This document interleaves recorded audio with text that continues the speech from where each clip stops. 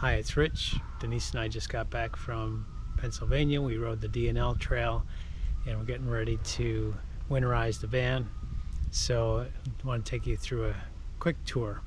Because our van is a bike adventure van, I want to start in the back of the van. So here's the back of our van. Immediately you can see we have extra set of wheels for each bike. And we have a slider for each bike. This is Denise's bike. Go ahead and pull it out.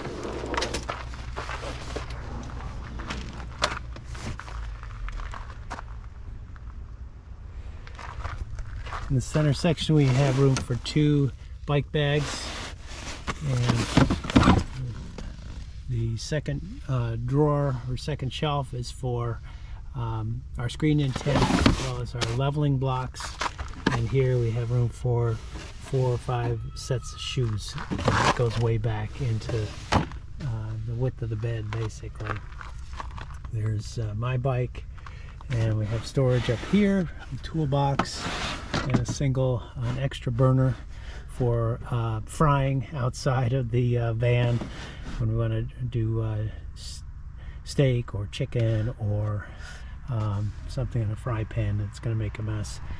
We've created a little charging station here so I can have 6 different devices charging at the same time. It's bike computers, bike lights, etc. We have a jackery for bringing out to a picnic table or in the screen intent so we can charge computers there or run a small light. And over here on the left side we have a water tank. It holds, you can't really see, it's behind this panel, 28 gallons of water. We have an outside shower and bike cleaning station, and we have the water infill here. On top we have room for 2 chairs, a table, jumper cables, 2 power cords, a hose, and a cover for the picnic table.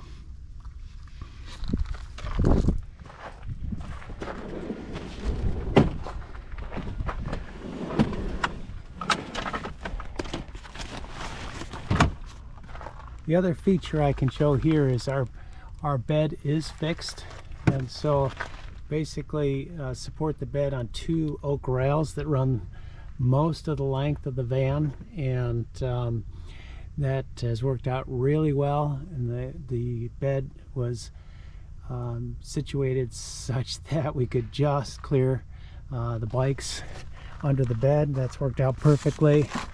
And there's one little bonus on my tray. I have an collapsible ladder that I store on my bike tray. You can see here it just slides in magically.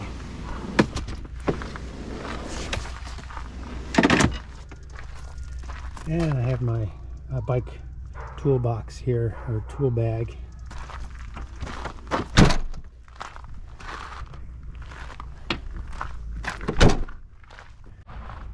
We have added a plug so that we can run some of the high drain equipment like the range top or the hot water heater off a plug from a campsite.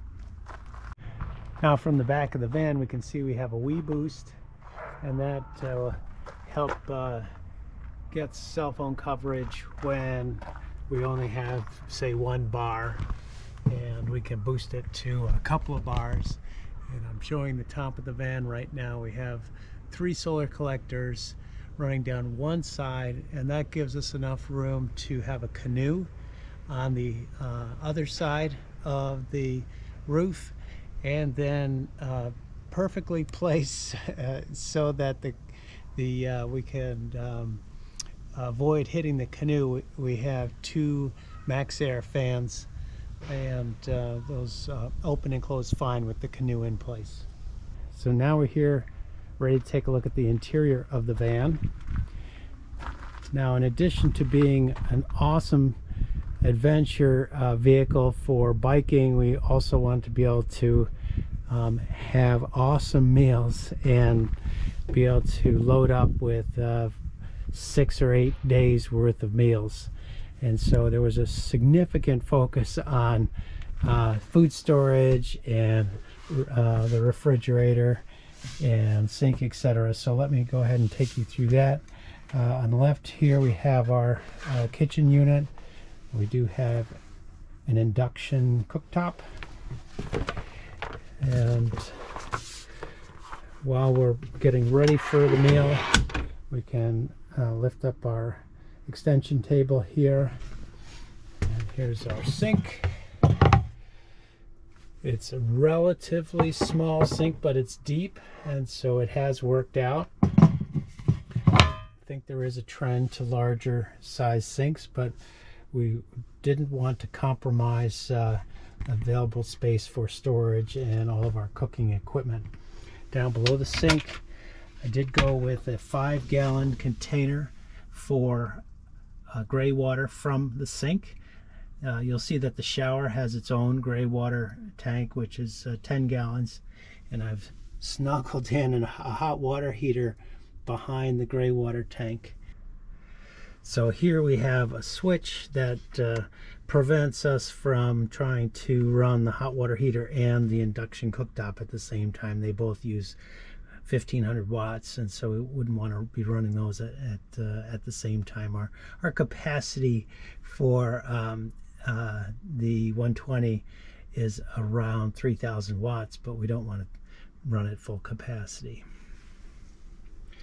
We've installed a little extra storage bag here. Now for the drawers, my wife Denise has done an amazing job of organizing all the tools for the kitchen. And there's basically silverware. We have bowls, plates, and mugs. We have our cook set, which is amazing. It's stainless, very heavy duty, collapsible cook set. And then we have a collection of reusable bags here. For this drawer, we have all of our cooking equipment, knives, tongs, thermometers, corkscrew, etc. This drawer has all of our canned goods. Wasn't a long trip, so we're empty right now for canned goods. Okay, down here in this drawer we have our Instapot, fry pan for outside frying, and then we have this non-stick for eggs, and a strainer, cutting board. We have a huge refrigerator, which we stocked up and we're able to take food for that lasts us for about seven days for our big trip this year. We have storage for more storage for food here. It's a very large drawer. And down here, can't forget a space for garbage and dirty clothes. And that just about does it for meals, but we have a coffee center up here where we have a little pot for boiling water, filters, and our coffee and paper towels. So I think that does it. Oh, and last but not least is the spice rack. I was able to find a significant quantity of teak, so you'll see that a lot of the trim is out of teak, and I custom built this spice rack, which hangs right over the cooking area. So let's proceed to the bed area. We had a strong desire to have a full-size bed and a 10-inch foam mattress. So this is a very comfortable Costco full-size mattress. And what we've added here is a little shelf for our phones, and we charge the phones at night up there using these little charge cords, and we have night lights that have worked out beautifully. Oh, by the way, this is our fuse box behind here, and Moving on to clothes storage, we have Denise's clothes and then my clothes. And that has worked out just fine. If we are going to be doing winter hiking and living outdoors, we take a duffel bag in the garage area that has all of our winter gear. Proceeding to the bathroom, we do have a full bath, so we have an airhead composting toilet, which splits the urine into that front container and has a composting area where we use coconut husks as a compost material. And we do have a shower head which detaches, and this has worked out really good. We made the floor out of teak, and that drains down to a 10-gallon gray water tank. Moving up front, we have a lagoon table here, and we have some coat storage. We have the covers, so we snuck behind the bathroom, and some people want to use that space behind the bathroom for make the bathroom a little wider. We chose to have storage back there, and that has worked out splendidly. And we have storage up above where we keep our backpacks and my drone. And let me just demonstrate how the chairs spin around.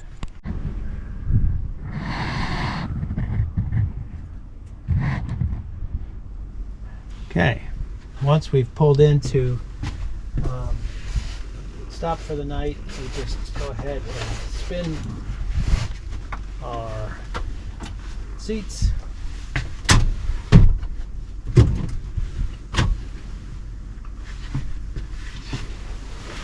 now we can enjoy our relaxing time, particularly if we're staying in someplace like a parking lot overnight. Then we can be completely self-contained. We'll make our meal, we share this table, or Denise uses the extension for her table, and this works fine. It was a lot of work to have the bikes, the bathroom, the refrigerator, and still have enough room for me to have a table here on my side. And basically I went for a little more, about 3 inches more than an airline seat, and that's exactly the way it's worked out. And then we do have a curtain that we can pull across, and that is loaded up here. It just pulls right across. We use it while we're driving. It tends to keep the noise down, surprisingly, and it also is more efficient for the air conditioner as well while we're driving. And then when we leave the vehicle, we can pull across the curtain. And we also do have the window covers here. I'll just demonstrate one of the window covers. Denise made these window covers, and she used a UV protected outdoor kind of, it's like a Cordura material on the outside, and then another other gray material for the inside, which is also UV protected. And then there's an insulation layer. We went with Reflectix inside, and these have magnets around the outside, and they snap in place. I'll go ahead and show you how that looks once it's in place. And they go in really nice, and in 2 or 3 minutes we have the cab buttoned up, which makes it warmer and obviously a lot more private once we drop our window covers in.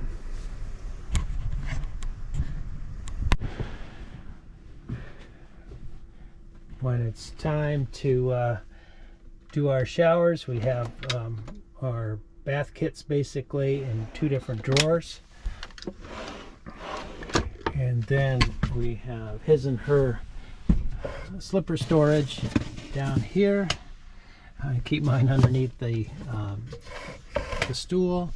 We did make a stool out of teak, and we use a Canadian dollar to a loonie to as a little feature here to keep the stool from sliding out while we're driving. And we talked about tight tolerances. The tolerance for the bikes and was so tight that this is actually Denise's back wheel right here. So we had to make this a soft cover to the garage.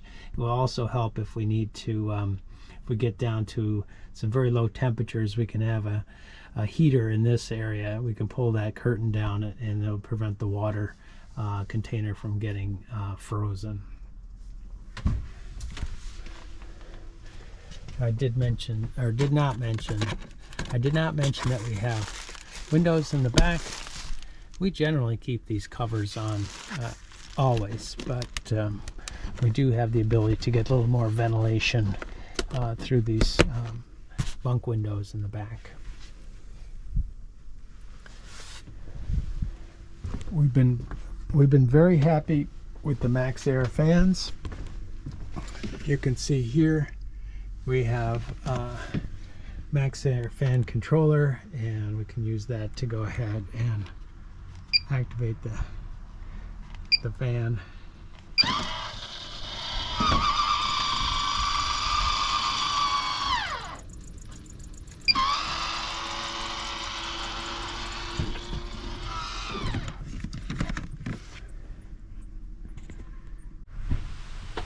One bonus feature we put in right at the end is a wine cellar and shoe rack. So here we can fit a box of wine and 2 sets of shoes. And we also have our club down here, which locks the front wheel.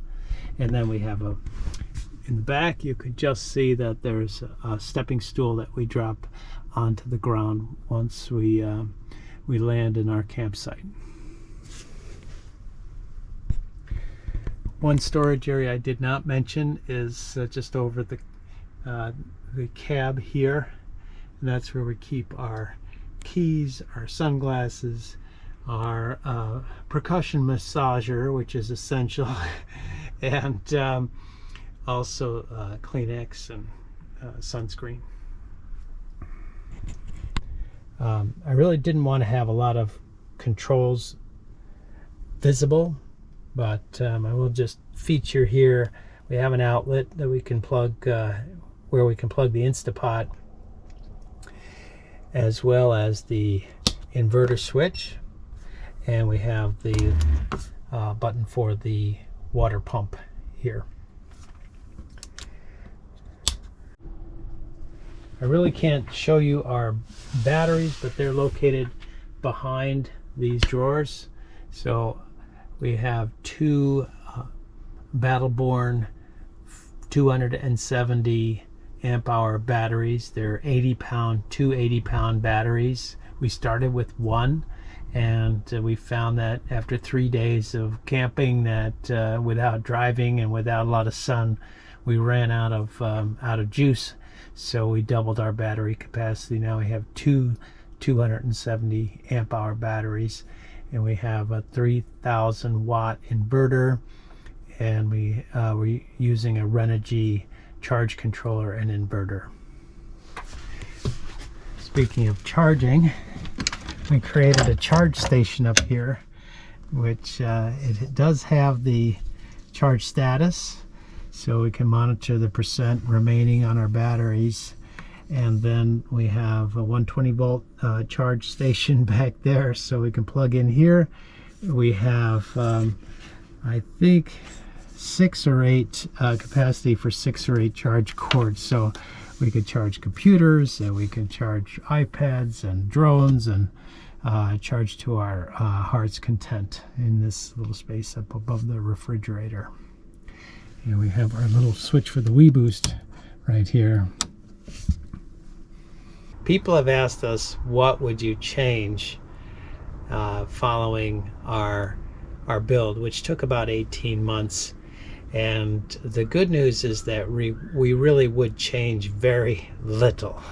The big gap that we had initially was in terms of battery capacity. By doubling the battery capacity, we're in really good shape. We love the sleeping arrangement. The sleeping in this bed is like sleeping in a cave, and we sleep better in this bed than we do at home. So that's the tour of the van. Hope you've enjoyed it, and feel like it's time to give back a little bit. I've watched hundreds and hundreds of van build videos.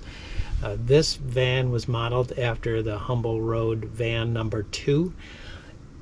I've watched that video hundreds of times in itself, and we followed that design very closely. We used 80/20 extruded aluminum for all of the structural elements of the van, and that has worked out really well, and I'm very grateful for the Humble Road team to provide that detailed video which I followed. So thank you, and bye for now.